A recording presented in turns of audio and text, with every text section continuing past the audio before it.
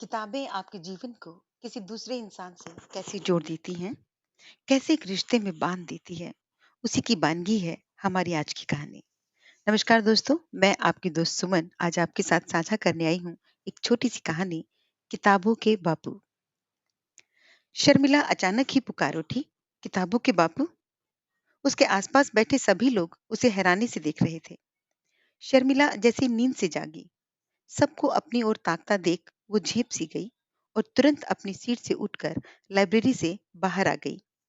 10वीं मंजिल की इस इमारत के बरामदे से नीचे की सड़क बड़ी छोटी सी लग रही थी उसे। आज वो बड़ी अनबनी सी थी। मन लग नहीं रहा था कहीं पर। ऐसा लग रहा था जैसे कहीं दूर चली जाऊं, जहां कोई जानता ना हो। बस इसी उधेड़ बुन में खड़ी थी वो और गर्म हवा के थपेड़ों में जैसे फंस गई थी, क्योंकि बाहर जुलाई के माह की भयानक गर्मी थी। उसके माथे पर पसीने की बूंदें आ गई थी। अरे ओ पागल, यहाँ गर्मी में क्यों खड़ी हो? श्रद्धा ने पीछे से उसके कंधे पर हाथ रखते हुए कहा। बस ऐसे ही। श्रद्धा ने दोनों हाथों से शर्मिला का कंधा पकड़कर उसे अपनी तरफ मोड़ा और सीधा उसकी आंखों में झांकते हुए कहा, ये किताबों का बापू कौन है भाई? और पहले तो ये बता मेरी जान, ये किताबों कौन है? जहां तक मैं जानती हूँ, अभी तक तुम कुंवारी हो। और इससे पहले कि श्रद्धा कुछ और कहती, शर्मिला ने उसे टोकते हुए कहा, अरे अब चुप भी हो जा। और इस किताबों के बापू को तो तुम जानती हो, बल्कि मिल भी चुकी हो। श्रद्धा ने अपनी आंखों को गोल गोल घुमाते हुए कहा, ये ये तुम्हारा समीर। इससे पहले कि शर्मिला जवाब देती, दोनों सहेलियां एक दूसरे का मुंह देखकर खिलखिलाकर हंस पड़ी। श्रद्धा ने शर्मिला को कोहनी मारते हुए कहा, क्यों? इतने अच्छे खासे हैंडसम जवान आदमी को ये बूढ़ों वाला नाम क्यों दे दिया तूने? किताबों के बापू। अरे नहीं नहीं, शर्मिला सजग हो उठी। ये तो मेरा प्यार है, मेरा समर्पण है समीर के लिए। तू जानती है ना श्रद्धा, मेरे और समीर के बीच ये लाइब्रेरी, ये किताबें ही तो हैं जिन्होंने हमें मिलाया था। एक दूसरे के साथ कहानी कविता लिखते लिखते कब हम एक दूसरे के करीब आ गए, पता ही नहीं चला। बस इतना पता था कि समीर के बिना मैं कुछ नहीं लिख पाती, और समीर की लेखनी भी तो मैं ही थी। हाँ हाँ जानती हूँ। श्रद्धा ने शर्मिला के हाथों को अपने हाथों में फिर से थाम लिया। श्रद्धा, शर्मिला की आवाज भारी हो गई थी।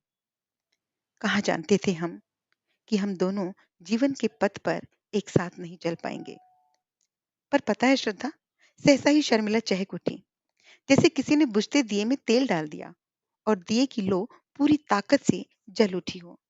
एक बार ऐसे ही हमारे अच्छे दिनों में हमारे अच्छे दिनों में जब हम दोनों प्रेम में डूबे थे, भविष्य के सपने बुनते थे, या कहूँ कि भविष्य के बारे में बातें करते थे।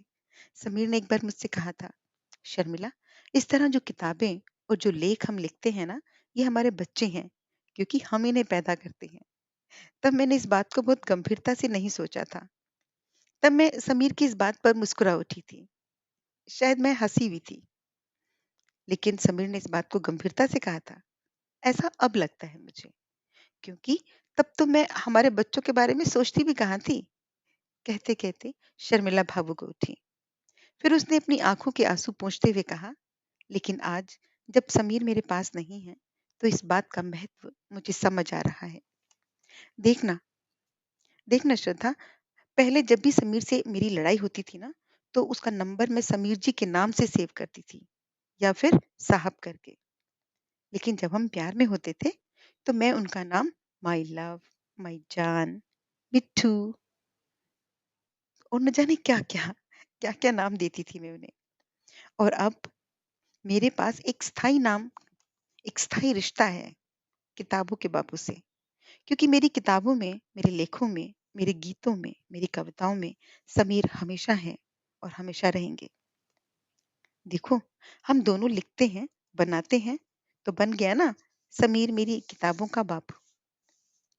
और हाँ श्रद्धा, अब दुनिया तो क्या, समीर खुद भी मुझे खुद से दूर नहीं कर पाएंगे और मेरी किताबों के रूप में हमेशा मेरे साथ रहेंगे, मेरी किताबों के बाबू। और दोनों सहेलियां खिलखिलाकर हंस पड़ी। धन्यवाद। उम्मीद करती हूँ कि आपको ये कहानी पसंद आई होगी। अगर पसंद आई है तो आप अपने दिल की बात मेरे दिल तक ज़रूर साझा करें, क्योंकि मैं भी तो अपने दिल की बात आपसे साझा करती हूँ, दोस्ती में। अगली ऑडियो में आपके साथ एक बार फिर मुलाकात होगी, तब तक के लिए टेक केयर, बाय-बाय।